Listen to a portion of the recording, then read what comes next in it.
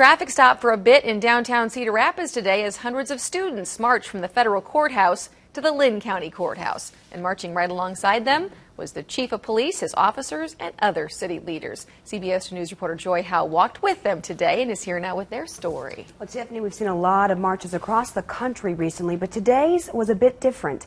That's because this is Law Day, a day that's been set aside since the 1960s to teach people, especially young people, about the justice system and their rights. They say the timing isn't coincidental. It's just proof that this conversation needs to continue. We live in a world that's intertwined. It starts with small steps, with people taking a stand. What we've learned. And from there, the lesson to a group of students and parents and anybody who wanted to join was about the journey of what it took for us to get to where we are today. It's an opportunity for all of us to learn, but most importantly, for our youth to become involved in government law. The chief lawman in the city tells us Law Day isn't something new. In fact, it dates back to the 1960s and the time of another march. They came with horses.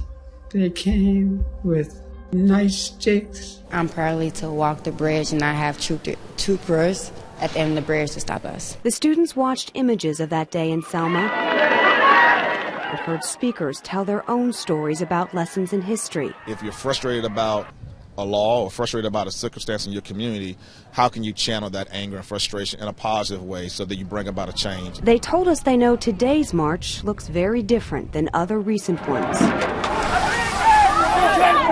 I feel like it can happen anywhere. But they hope the steps they take today encourage a different path now is the time in the future. Let us not seek to satisfy our thirst for freedom by drinking from the cup of bitterness and hatred. A sense of empowerment to know that that they have an example of the young people in Selma and the things they did back in 1965 with the Voter Rights Act. They themselves can also be empowered to do the very same things in the current times right now in their own city. Law Day was originally thought up in 1957 by the American Bar Association, but it wasn't actually established until President Eisenhower gave his approval, and then Congress made it official in 1961. Joy Howe, CBS 2 News, live at 5.